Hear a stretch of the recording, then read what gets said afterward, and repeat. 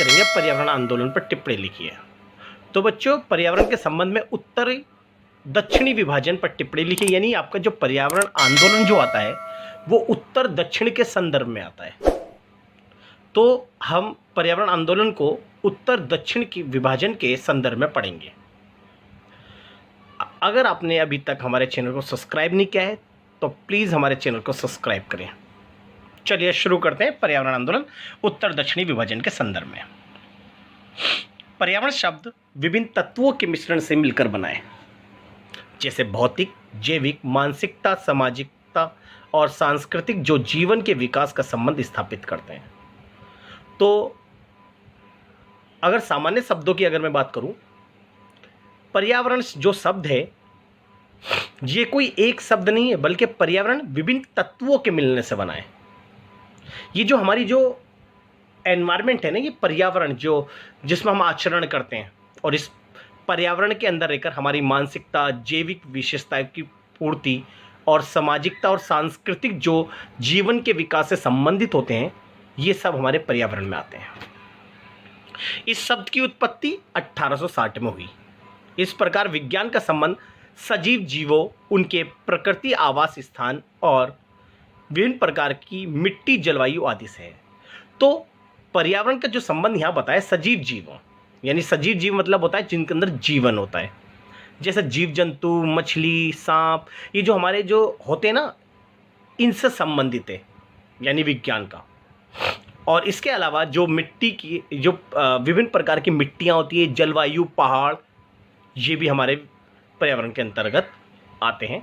तो पर्यावरण आंदोलन प्रकृति पर्यावरण को बचाने के लिए किया गया था, यानी जो जितने भी आज तक हमें पर्यावरण आंदोलन किए गए थे, जो हमारी प्रकृति यानी पर्यावरण को बचाने वाली जो प्रकृति है उसके लिए किया गया था, ताकि हमारा जो पर्यावरण आज दूषित हो रहा है और जो पर्यावरण नष्ट हो रहे हैं उसको बचाया जा सके, क्योंकि पर्यावरण खत्म होने से मानवीय स्वास्थ्य पर कुप्रभाव पड़ रहा है।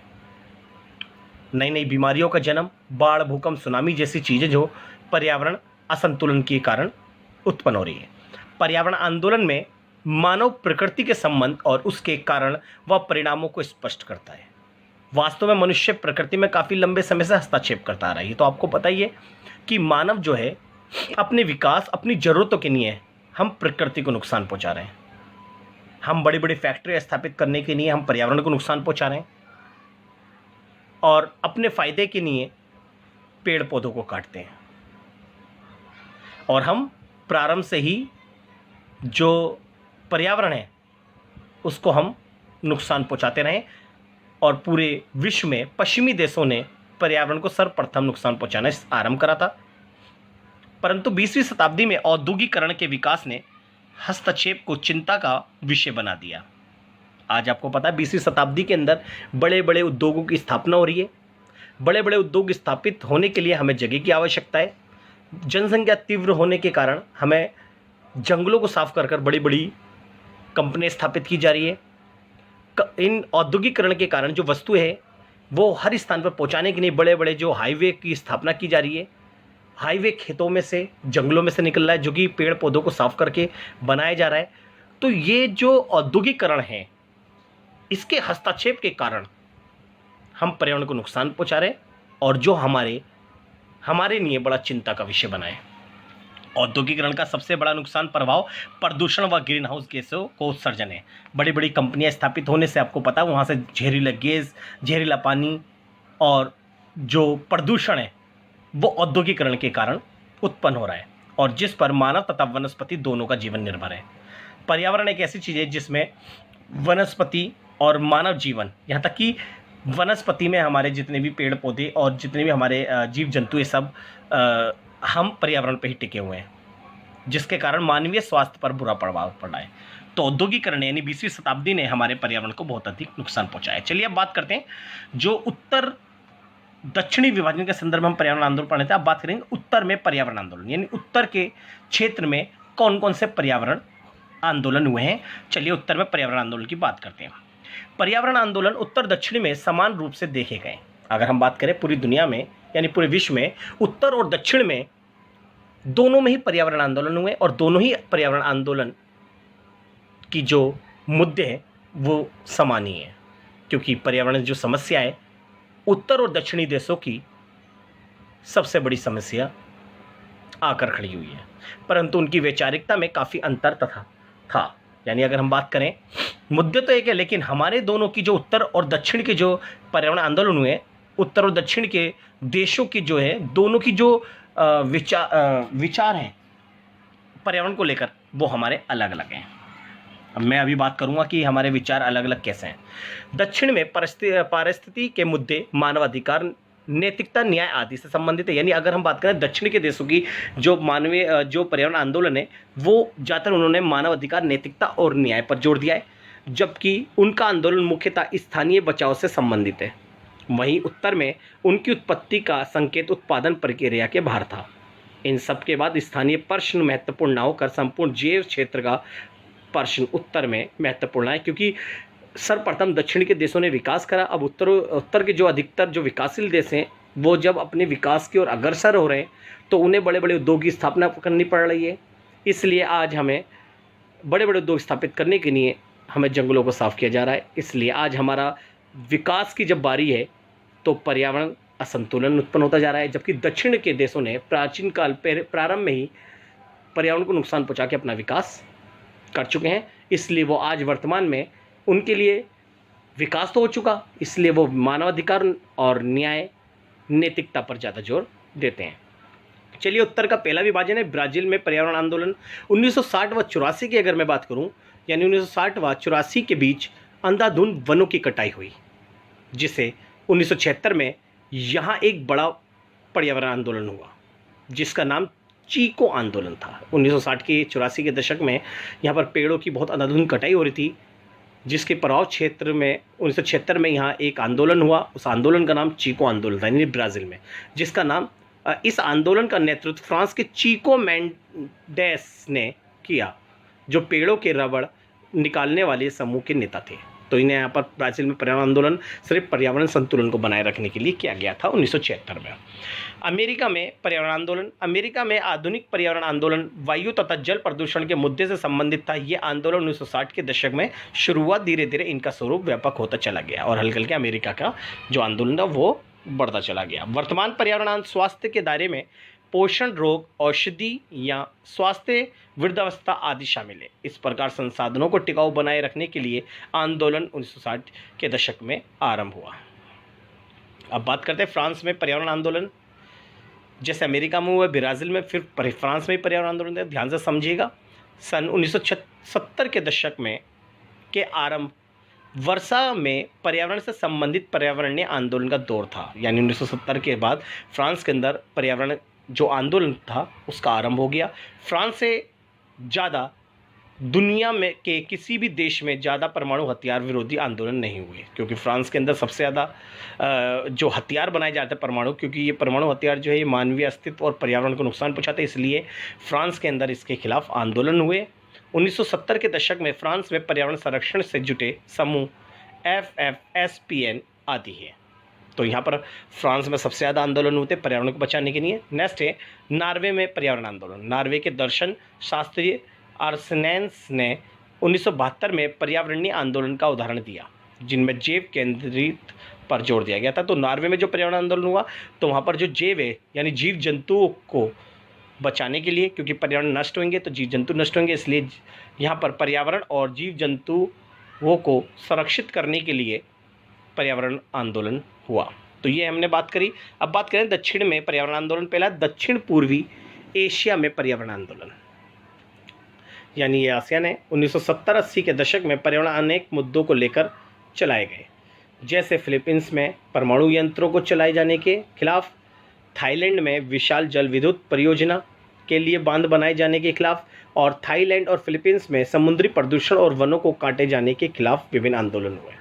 तो ये हमारे दक्षिण पूर्वी में थे। फिलीपींस में तो परमाणु यंत्रों के द्वारा के खिलाफ चलाए गए थे, जबकि थाईलैंड के अंदर विशाल जल विद्युत परियोजना बन रही थी। इसके लिए जंगलों को साफ करके हमें जल विद्युत के लिए बड़ा बांध बनाना था, जिसके कारण यहाँ पर पर्यावरण को नुकसान पहुँचने वाला था, उसके खिलाफ। और थाईलैंड के और फिलीपींस में समुद्री प्रदूषण, जो कि बड़े बड़े उद्योग है, समुद्र में जो जहरीला पानी आ रहा था उसके खिलाफ यहाँ पर वनों की कटाई के खिलाफ विभिन्न आंदोलन चलाए गए। तो यहाँ पर बहुत ही इंपॉर्टेंट आंदोलन चलाए गए। भारत में पर्यावरण आंदोलन। आधुनिक भारत में पर्यावरण आंदोलन की शुरुआत सर्वाधिक चर्चित उत्तराखंड के गढ़वाल क्षेत्र में वनों को बचाने के लिए चिपको आंदोलन की शुरुआत हुई। तो भारत में भी पर्यावरण आंदोलन हुआ था और ये पर्यावरण आंदोलन की शुरुआत जो थी वो चिपको आंदोलन से थी, क्योंकि जब उत्तराखंड के गढ़वाल क्षेत्र के लोग वहाँ के अंगू के वृक्ष काटने के लिए सरकार से जब उन्होंने मांग करी तो सरकार ने उसको अंगू के वृक्ष को काटने से मना कर दिया, लेकिन सरकार ने एक प्राइवेट कंपनी को वहाँ के वृक्ष काटने की अनुमति दे दी। जब वहाँ के स्थानीय लोगों को ये पता लगा कि यहाँ पर प्राइवेट कंपनी या जो खेल कूद के सामान बनाने वाली कंपनी यहाँ पर पेड़ काटने की, तो वहाँ के स्थानीय लोग वहाँ चले गए और वहाँ पर स्थानीय लोगों ने उस पेड़ को काटने से मना करा, क्योंकि उनको ये आक्रोश था कि सरकार से जब हमने मांग करी तो हमें तो परमिशन दी, अब इनको दे दी, क्योंकि वहाँ के गढ़वाल क्षेत्रों के जो लोग थे उनका एक लक्ष्य था कि यहाँ से अंगू के वृक्ष काट कर यहाँ पर खेती योग्य ज़मीन बनाई जाएगी, यहाँ पर खेती की जाएगी। लेकिन उनका जो ये मांग थी निरस्त कर दी गई थी सरकार ने। जब वहाँ की लोग प्राइवेट कंपनी वाले जब पेड़ काटने आए तो स्थानीय लोग जो थी, महिलाएं थी, वो पेड़ से चिपक गई और उनसे कहा कि पहले हमें काटो फिर पेड़ को। तो इस तरह से यहाँ पर जो आंदोलन था 1970 के दशक था, ये चिपको आंदोलन के नाम से जाना गया और ये चिपको आंदोलन आगे चलकर अन्य क्षेत्रों में कुछ अपीको आंदोलन के नाम से भी जाना गया और भारत में बहुत से नर्मदा बचाओ आंदोलन भी चलाए गए जो कि पर्यावरण से संबंधित थे। तो ये आंदोलन बड़ा महत्वपूर्ण होता। अब बात करते हैं पर्यावरण के संबंध में उत्तर दक्षिणी विभाजन क्या है। अभी तक तो हमने आंदोलन की बात करी, मोस्ट वेरी इंपॉर्टेंट क्वेश्चन है। अब बात करते हैं पर्यावरण संकट विश्व के औद्योगिक राष्ट्रों की देन है। तो ध्यान से समझे ना बच्चों, क्योंकि ये मोस्ट वेरी इंपॉर्टेंट क्वेश्चन है।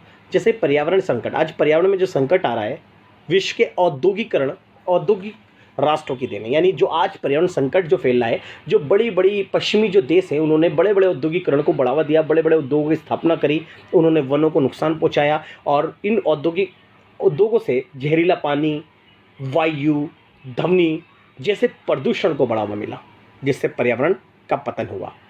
लेकिन वे पर्यावरण को दूषित बनाने के लिए विकासशील देशों की बढ़ती जनसंख्या उत्तरदायी मानते हैं। यानी ये जो देश थे बड़े बड़े औद्योगिक राष्ट्र यानी पश्चिमी देश, इनका मानना है कि ये जो पर्यावरण को दूषित यानी पर्यावरण जो संकट है वो विकासशील देशों की बढ़ती जनसंख्या को मानते हैं। वो कहते हैं कि यहाँ पर जो विकासशील देश हैं इनों में जनसंख्या बढ़ रही है ना, इसकी वजह से पर्यावरण नष्ट हो रहा है। यानी वो अपनी गलती नहीं मानते कि उन्होंने औद्योगिकरण के कारण पर्यावरण को नष्ट करा है।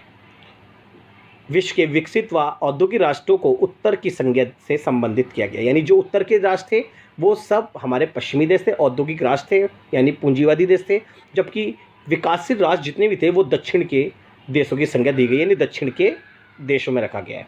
विश्व के संपूर्ण साधनों का विभाजन ऐसा है कि औद्योगिक राष्ट्र प्राकृतिक संसाधनों का प्रयोग विकसित राष्ट्रों यानी विकसित राष्ट्रों की अपेक्षा अधिक कर रहे हैं। साथ ही श्रेष्ठ आर्थिक, राजनीतिक व सैन्य शक्ति से वे विकासशील देशों की नीतियों पर प्रत्यक्ष व अप्रत्यक्ष रूप में अपना नियंत्रण बनाए रखने की स्थिति में है। आज जितने भी पश्चिमी देश, उत्तरी देश हैं यानी उत्तरी विभाजन के जो देश हैं वो आज इतने आगे निकल गए कि वो उद्योगों में विकास कर चुके हैं, आज अपनी सैन्य क्षमता को बढ़ा रहे हैं ताकि वो अपने विकासशील देशों पर भी अपना होल्ड बनाए सके। और बहुत सारे ऐसे उत्तर के देश हैं जो इन विकासशील देशों में जाकर अपना व्यापार को बढ़ावा दे रहे हैं और व्यापार को बढ़ाने के लिए, बड़े उद्योग स्थापित करने के लिए जल यानी वहाँ के जंगल और वनों को नष्ट करके यानी उनको साफ करके बड़े बड़े प्लांट स्थापित कर रहे हैं। विश्व के अनेक राष्ट्र के दबाव के बावजूद विकसित राष्ट्र ग्रीन हाउस गैस उत्सर्जन में कमी के लिए तैयार नहीं है। क्योंकि आपको पता है बड़ी बड़ी मशीनें हैं जो ग्रीन हाउस गैसों को उत्सर्जन कर रही है और आपको पता है वहाँ पर फ्रिज एसी जो हर यहाँ तक कि स्टोर रूम तक में एसी मिलेगा, वो गर्मी को झेल नहीं पाते, इसलिए वहाँ पर ग्रीन हाउस गैस ज़्यादा बढ़ा रहे हैं। जबकि ग्रीन हाउस गैस उत्सर्जन के प्रभाव में पृथ्वी के वायुमंडल के तापमान में वृद्धि हो रही है। मौसम परिवर्तन में विकासशील राष्ट्रों की कृषि आधारित अर्थव्यवस्था पर प्रतिकूल प्रभाव पड़ रहा है, जिसके कारण हमारी जो कृषि प्रधान समाज है यानी कृषि जो होती है खेतों पे, जब ग्रीन हाउस गैस बढ़ेगी, ओजोन परत में जब नुकसान पहुँचेगा तो वर्षा, बाढ़, भूकंप जैसी गतिविधियाँ आएंगी। मतलब ये सारी जो हैं स्थिति पैदा होंगी, जिससे हमारी कृषि उत्पादकता में कमी आ रही है। तो ये हमने जो बात करी, ये बात करी उत्तरी दक्षिणी विभाजन के बारे में, तो इसको आप बहुत अच्छे से कर लीजिएगा। अगर आपने हमारे चैनल को सब्सक्राइब नहीं किया है तो हमारे चैनल को सब्सक्राइब करें, लाइक, कमेंट, शेयर करना ना भूलें।